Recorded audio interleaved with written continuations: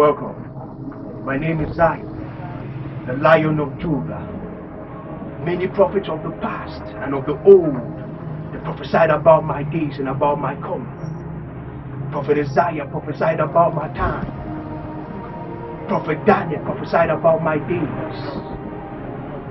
Prophet Ezekiel, John the prophet, wrote a lot about the time of the Lion of Judah. Great prophets of this generation and of this time and of this moment. Most of them have prophesied about the Lion of Judah and about his coming. And for you at this moment, to now see the Lion of Judah and to meet the Lion of Judah in the studio, one-on-one, that tells you that the final hour and the final chapter of the affairs of men on this earth is about to be wrapped up. I'm here to send a message to all the prophets in the world concerning Donald J. Trump, the chosen one, the anointed one for this hour and for this time. The heaven is very aware of the fact that a lot of prophets worldwide are now undergoing a lot of persecution, but for the fact that they all stood behind Trump, the heaven's candidate, the heaven's choice. They all prophesied. They delivered the message. They conveyed the message that the heavens told them to do. The God Most High is aware. But today a lot of them are disappointed. Some of them are worried. Some of them are not understanding what is happening. Because the person that you're seeing at the White House right now at this moment is not actually Donald J. Trump. You're actually seeing a different person, which the heaven is against that person. They don't understand how that person got there. I've watched for a couple of days how a lot of prophets have gone out apologizing to the people on the fact that they thought they gave a fake prophecy, or the fact that they thought the prophecy that they gave it never came to pass. But the truth of the issue is that a truly anointed prophet, because there are some people out there claiming to be prophet. The fact that you claim to be a prophet does not make you a prophet. So those are two different cases. Because a true and anointed prophet will not go out apologizing to the people. No. You are the watchman for the people and not the people a watchman for you. Because there's a law when it comes to the prophetic that a lot of prophets are not aware of. It's not a theory, it's not a hypothesis, it's a law. And each time a prophecy or something goes wrong in the prophetic, you have to apply that law. Why? Because a lot of prophets are now thinking that it's over. Why? Because they see Biden there and they now think it's over. They go around apologizing. I want to ask some of those kinds of prophets, did the heaven ask you to go out to the people and apologize to them? Because the law, when it comes to the prophetic, the law which is actually the stratospheric law in the prophetic realm, each time the heaven sends you to convey a message or to prophesy to the people, and that prophecy does not come to pass, you don't go to the people first to address them. No, you go back to your sacred place of prayer. You go back to your sacred place of altar. You get to the mountaintop and you meet the Lord there where you used to meet him. You're supposed to go on your knees and you ask the heavens that the God Most High, what happened? You asked me to prophesy about this man, but today we are not seeing that face. We are seeing another face. Is this all about? Is this how things have finally come to an end? Go back to the heavens. Consult the heavens. Ask the God Most High. Because you know, as the scripture actually says, that sometimes the Most High works in ways that you cannot understand. By the time you're thinking that the game is over, that is where the heaven is actually cooking something that is above your understanding. So as you find yourself in a kind of a deplorable state that the whole world is against prophets now, and the kingdom of darkness are jubilating and now insulting prophets, that their candidate won. And all the prophets were fake prophets. You are not supposed to be cajoled. You are not supposed to be going and find yourself in that kind of a mess. Don't let these guys place you in a kind of a corner. What you're supposed to do now, you're supposed to apply the prophetic law. Get back to your places of prayers. Get back to your mountaintop and ask the heavens if this battle, because actually we are in a war. We are actually in a war. Because this is the last awakening, this is the last movement, and this is the last stage in this war and in the affairs of men. There's actually no, how can I put it? Let me call it the right word. Actually, there's no angel of war that's actually in the heavens now. All of them have been staked on earth for this mission, for this last movement. So when you're seeing the Lion of Judah, you'll be hearing about the Lion of Judah. You're not seeing the face being attached to that name. That tells you the game has actually come to a final end. Because we've not started this war, we've not started this fight. They see a long way to go. The dorsal.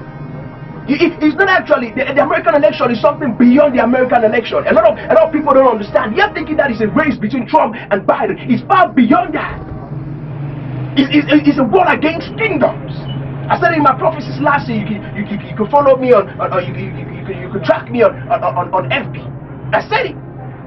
It's something beyond. It's something beyond an election. It's something beyond an election. We all saw the sham.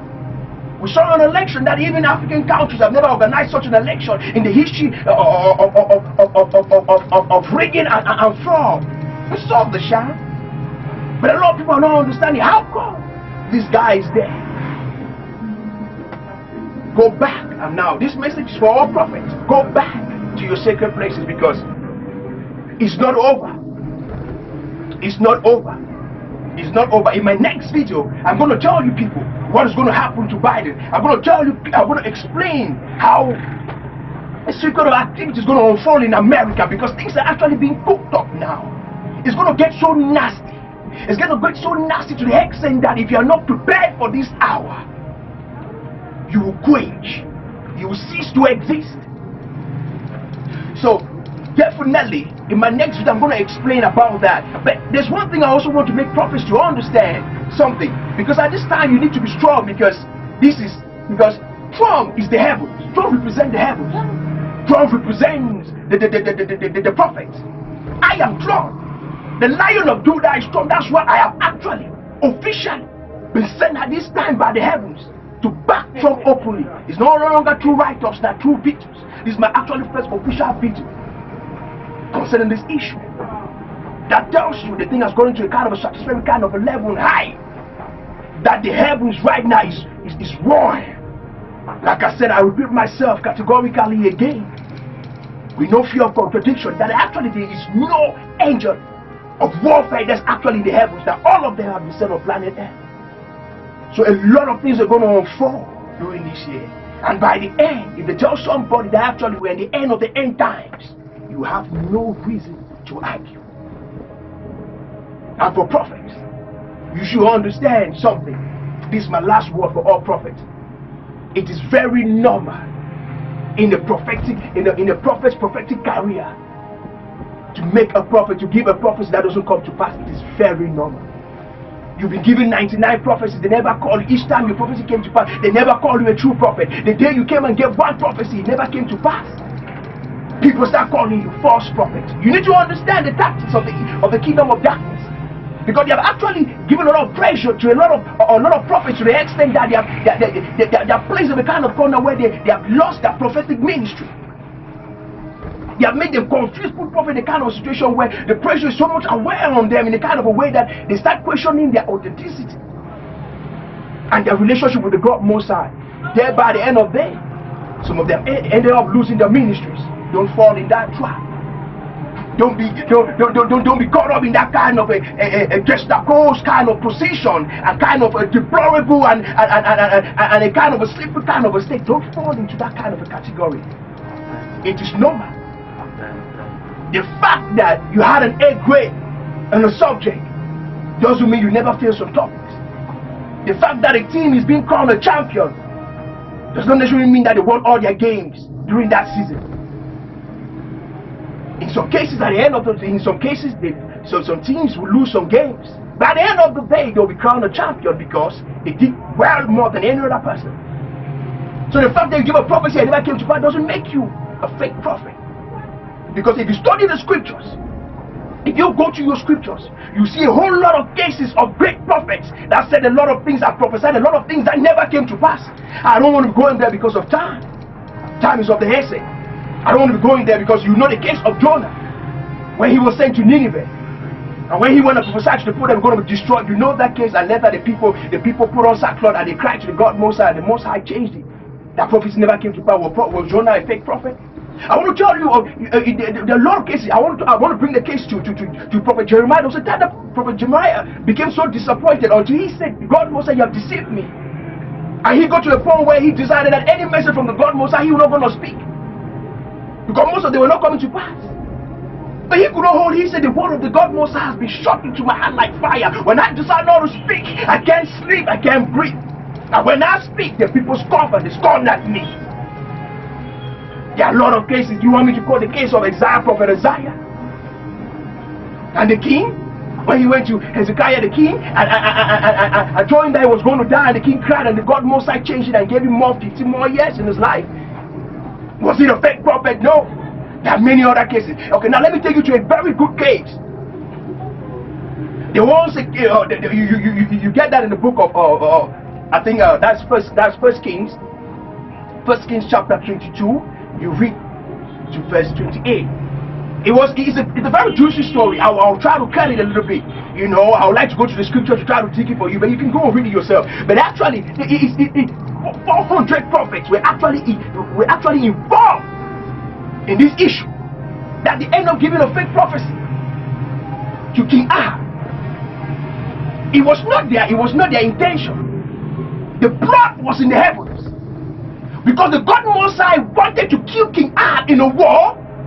So the only way he could make King Ahab to go into that war was to give him a fake prophet through his prophets. When King Ahab and King Jehoshaphat of Judah consulted the prophet to find out how they were what was going to be the outcome of the war, they went and met the prophet. 400 prophets told them that King Ahab, King Jehoshaphat, you're going to win the war. Get into the battle. Victory is yours. King Jehoshaphat looked at King Ahab. He said, I like that guy. King Jehoshaphat. He said, is there not another prophet again in Israel? King Ahab said, there's another, but I don't really like you. King Jehoshaphat asked King Ahab, why? King Ahab said, his name is Micaiah. The thing about Micaiah, the prophet Micaiah, is that he never prophesied any good thing about me. King Jehoshaphat told King Ahab that don't say such a thing. Call him to our council, let him come and meet us. The king King Ahab decided to call to send for prophet Micaiah. Micaiah finally came. So King Jehoshaphat asked Micaiah, I want to go into a war with the king of Syria. Tell us what the heaven says about this. Are we going to have victory over our enemies? Prophet Micaiah looked at both of the kings, King Jehoshaphat and King Ahab. He looked at them. He said, if you get into that war, King Ahab will not come back alive. King Ahab turned and spoke to King Jehoshaphat. I told you, this guy never prophesied any good thing about me. I told you. Then that was then, at that point in time, Prophet Micaiah had to reveal to King Ahab the plot in the heavens. That the Most High, that is the plot. The Most High wants to kill you in a battle, and he has decided to give a wrong message to all these prophets to encourage you to go into this battle. So the problem was not with the 400 prophets that had already come earlier before Prophet Micaiah to prophesy to King Ahab that they're going to win. So it was a mafia plot in the heavens, orchestrated by the God Most High himself. And finally, King Ahab refused and finally went to the war. He refused to listen to Prophet Micaiah. He went to the war and finally he was killed. All the other 400 prophets, including the great senior prophet Zedekiah, had to even approach Prophet Micaiah and had to even give him a slap Now why are you saying all this? I went to the Spirit of the God Most High left me. You understand? So you go read it for yourself. It's amazing. There's another prophecy of I think that should be chapter 3, 2 Kings. It talks about Elisha, the great Elisha, the servant of Elijah. He gave a fake prophecy. He gave a prophecy that never came to pass. Was he a fake prophet? No. Remember, he assured the king of Israel and the king Joram of Samaria and King Jehoshaphat of Judah that they were going to have victory over the king of Moab. So they had to go into that battle of Moab. He assured them they were going to have victory, that the land and the property of the king of Moab is going to be in their hands. But when they went into that battle, something happened. Behold and behold, when the battle was going, they were winning actually. But going to a time that the king of Moab realized that the battle had overpowered him from every side. He decided at that point in time to take his son, place him on the wall, slaughtered, offer him as a sacrifice. When all the three kings, the king of Judah, the king of Israel, and the king of Samaria saw that move that the king of Moab made, the whole got scared. They ran back to their various countries. Moab finally won that battle. That battle. They never conquered Moab. But Elijah, prophet Elisha, had told them that they were going to conquer. Does that make prophet Elisha, the great prophet Elisha, a fake prophet? So what am I trying to say? Bottom line, it is very normal in your career as a prophet sometimes to give a prophecy. At the end of the day, it doesn't come to pass. That doesn't mean you're a fake prophet. So I don't want you to fall in that kind of a ditch where agents of darkness will always try to look at those prophecies, the 99 prophecies that you gave. They never call you a real prophet. But the first prophecy that never came to pass, they start calling you. Don't fall into that cajole. So I'll close here because of time. Time is of the essence, like I said. There's a lot I want to tell you guys, but they haven't asked me to come actually today to officially introduce myself to you people. You'll be hearing about the Lion of Judah. This is in flesh, body, and soul. So things are about to get real nasty in the world. Things are really about to get real nasty in America. It's not over yet with Donald Trump. It's not over yet. If anybody tells you that it is over, tell him that the Lion of Judah says it's not over yet. I am out for this mission. I am out for this war. Do you understand me? So in my next video, I'm going to break you down to you people, to the entire war, how things going to unfold. As a matter of fact, Biden knows me one-on-one. Obama knows me one-on-one. So they can tell you deep things about me. So tell President Trump that he has a lot to do. And I'm going to, in the next video, I'm going to tell you people what Trump's going to do to those, because there are a lot of nations fighting Trump. It's just not only Democrats, there are a lot of other nations fighting him, and other institutions and entities. So I'm going to tell you guys, how this is going to unfold. So all the prophets in the world, go back to your sacred places. Ask the God Most High that is this game over? Because he is ready and willing to talk to you people. So go back to your various places and ask him if the game is over before I get to my next video. Thank you very much for spending your precious time with me. My name is Zion, the Lion of Judah. You can check me out in all my social accounts and follow me. We'll have a lot to do. There's a message to all prophets and anointed servants of the God Most High. Put on your boots and put on your helmet, because now it is time for battle against the kingdom of darkness. I am finally of ages. I've always been under the armpit of the God Most High. The Most High God has released me for this hour and for this moment and for this last move and this last mission. So you guys gotta be strong. Because attacks gonna come from every angle. They're gonna attack the prophetic and the prophets. Be strong. Be strong. Be strong. Don't be cajoled and don't be weak and don't be slackened and don't be broken in this cause. It's the last move. So I'll keep you guys posted. But until then, keep living the atmosphere of the God Most High. The world gives you 2 fingers, but I come with one. Why? By one Spirit we shall be baptized into one body. Him alone is the true God Most High. If we are one in Christ, then we are one family. Until then, I see you another day. Thank you.